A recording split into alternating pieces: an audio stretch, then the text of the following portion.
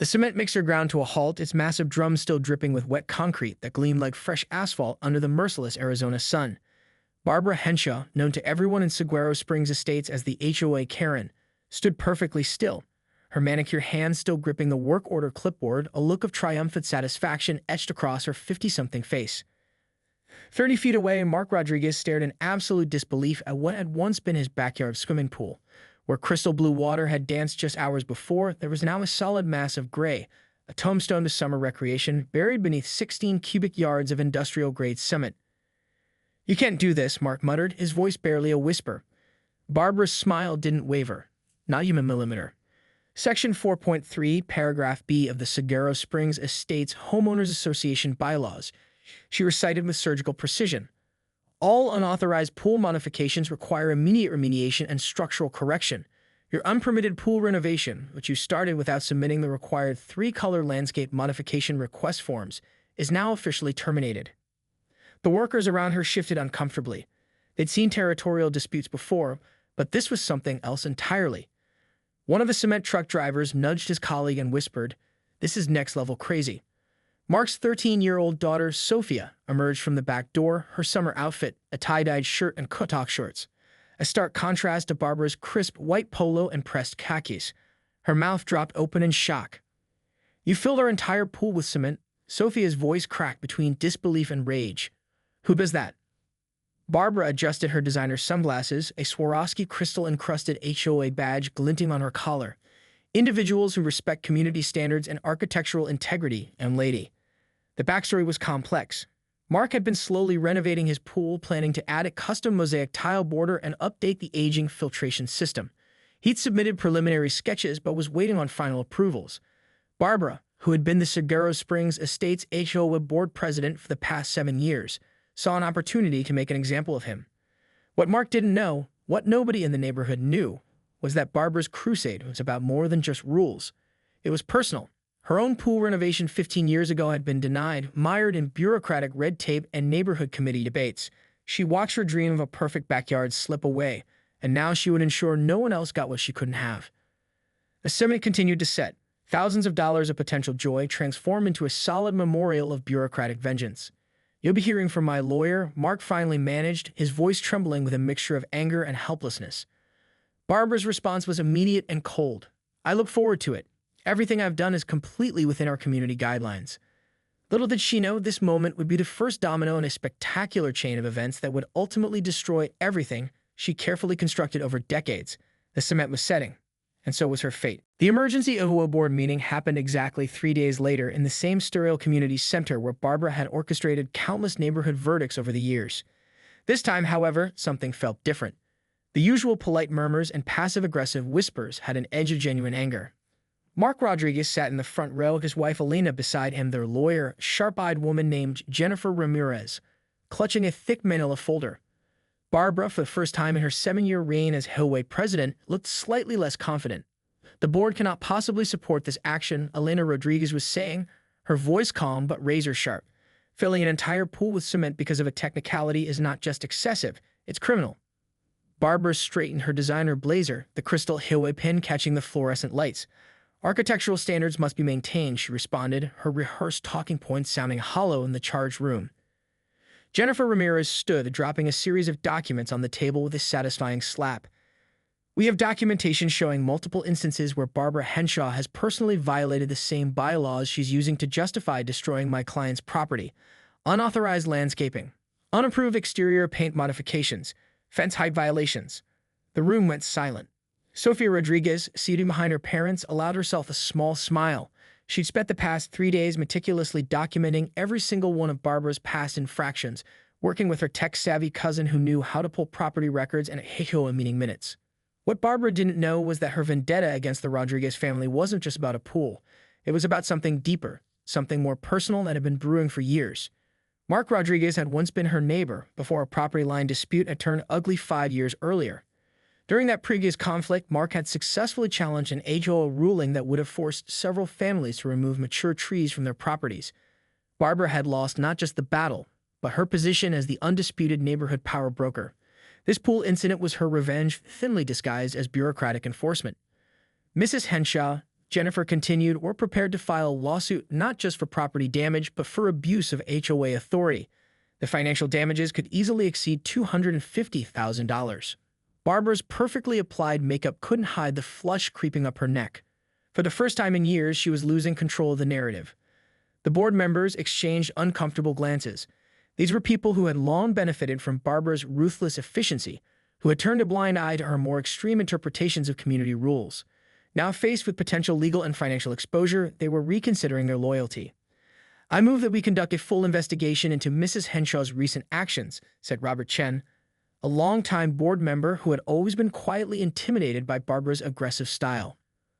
The vote was going to be close, and Barbara knew with a sinking feeling in her stomach that everything she had carefully constructed was about to come crashing down around her. The first crack in Barbara's carefully constructed world appeared 2 weeks after the HOA meeting. It wasn't a legal document or a lawsuit that started her downfall.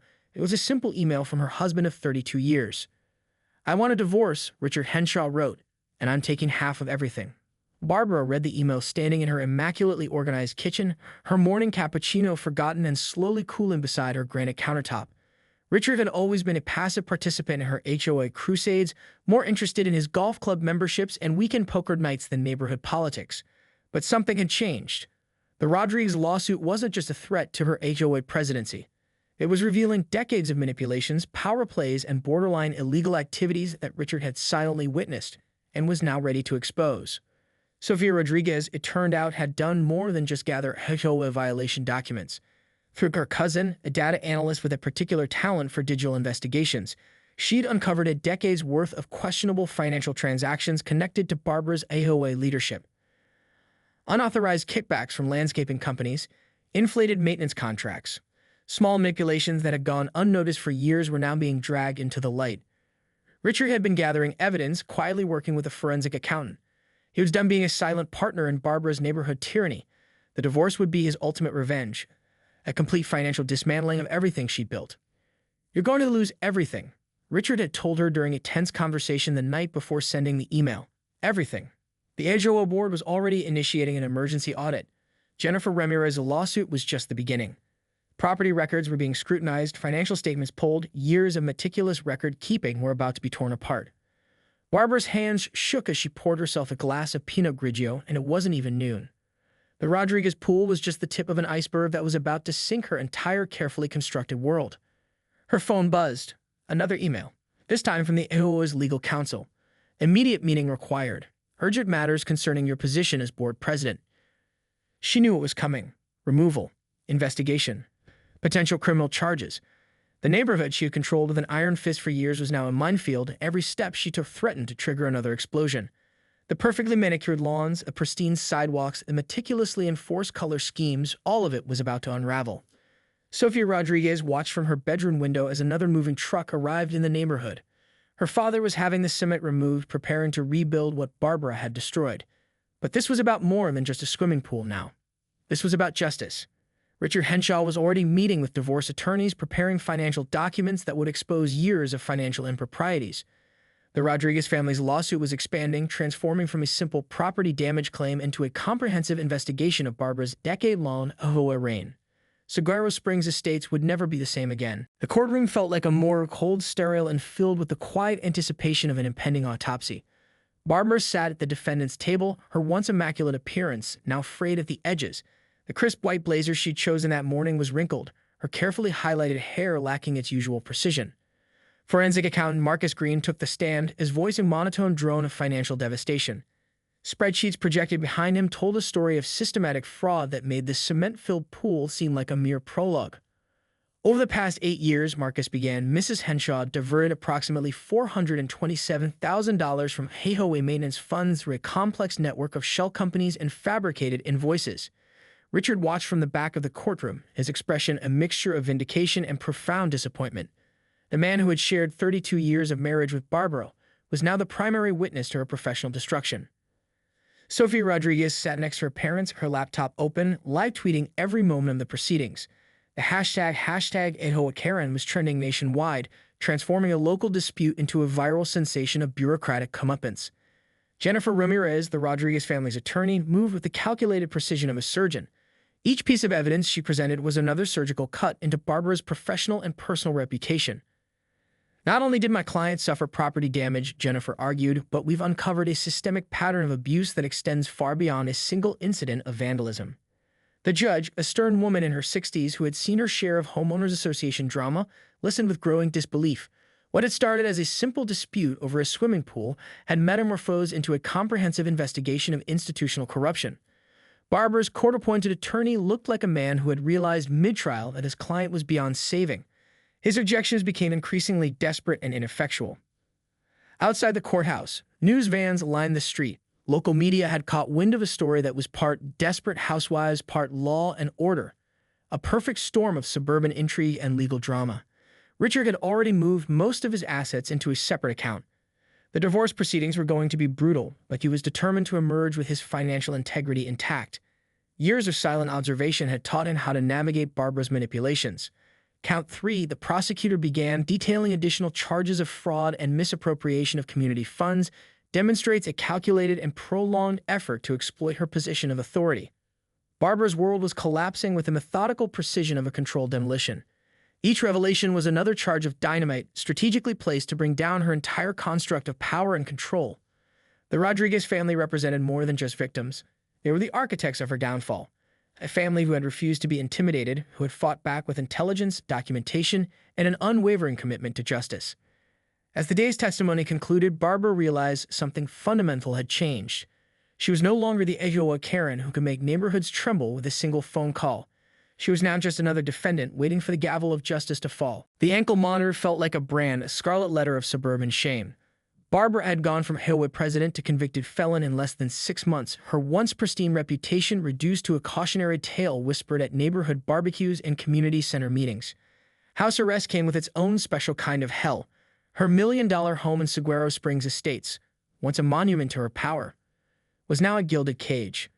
The walls that had witnessed countless HOA strategy sessions now echoed with the sound of her own increasingly desperate phone calls.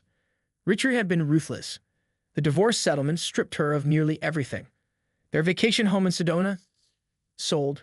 Retirement accounts, divided. Her carefully curated life was being dismantled piece by piece with surgical precision.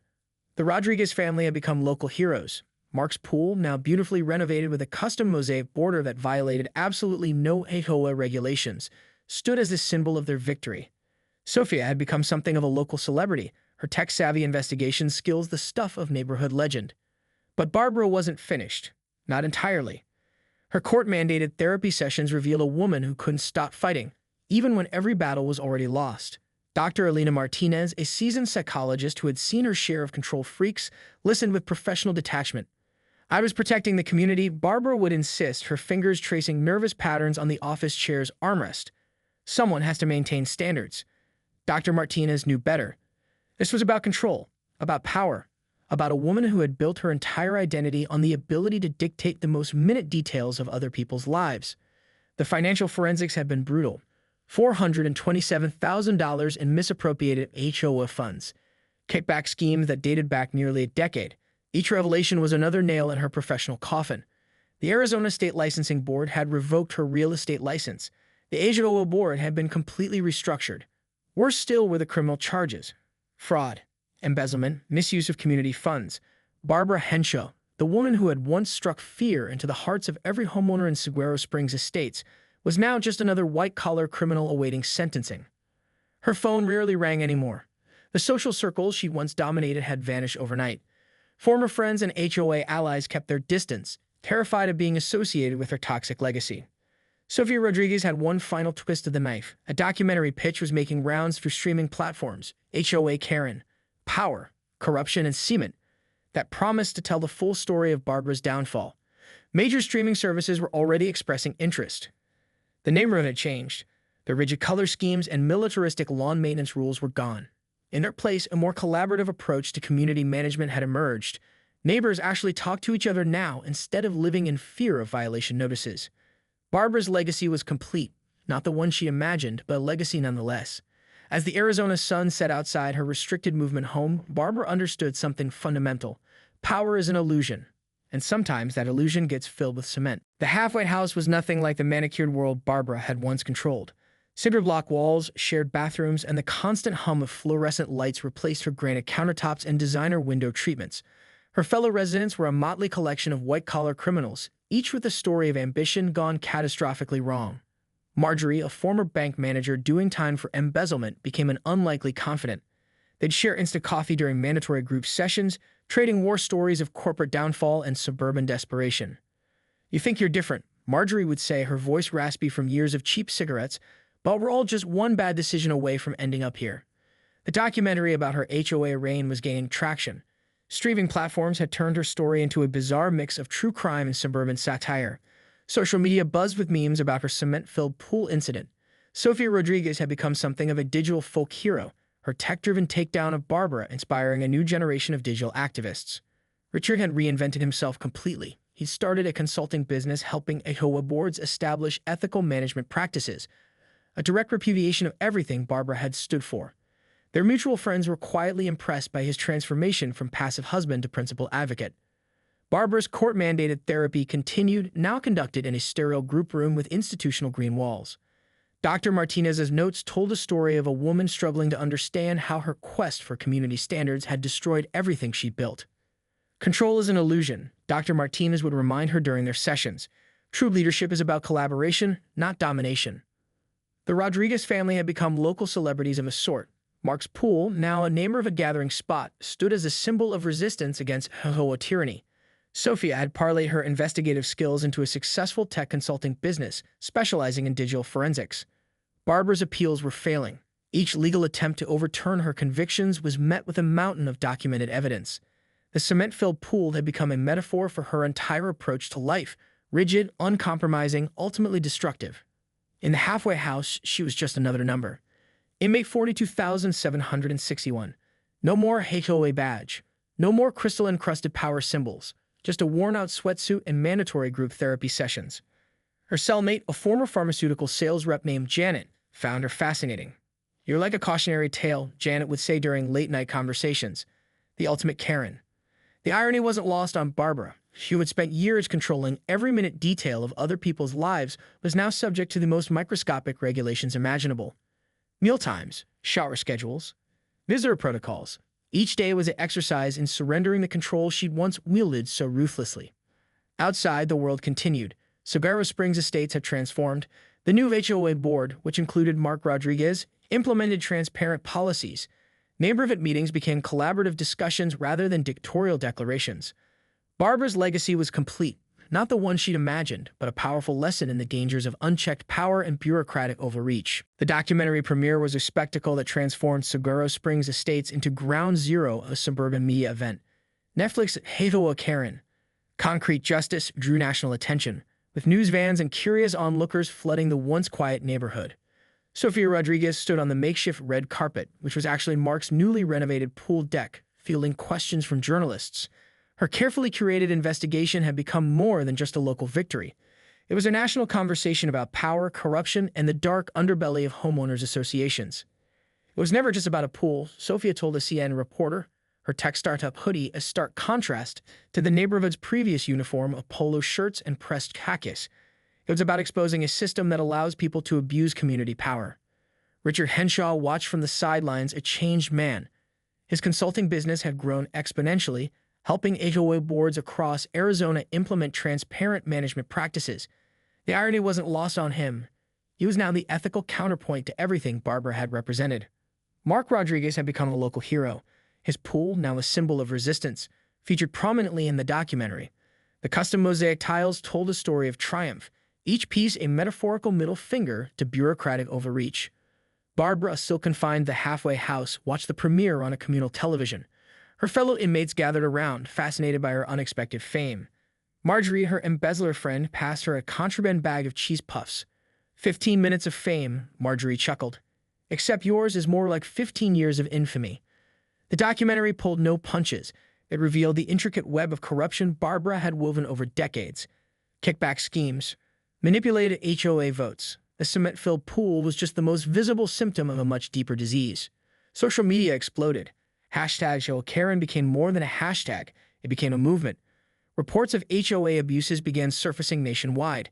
Sophia's tech team had created a platform where homeowners could anonymously report HOA misconduct, turning her investigation into a broader crusade. Dr. Alina Martinez, Barbara's therapist, provided profound insights into the psychology of control. It was never about the rules, she explained in a pivotal interview. It was about power, about feeling significant in a world that had made her feel insignificant. The Rodriguez family had become unlikely celebrities, talk show invitations, book deal offers, a potential scripted series in development. Their story of resistance had struck a chord with millions of Americans who had felt trampled by petty bureaucrats. Barbara's world had completely collapsed. Her million-dollar home was sold. Her HOA presidency was a distant memory. Her marriage was over. Her professional reputation was destroyed.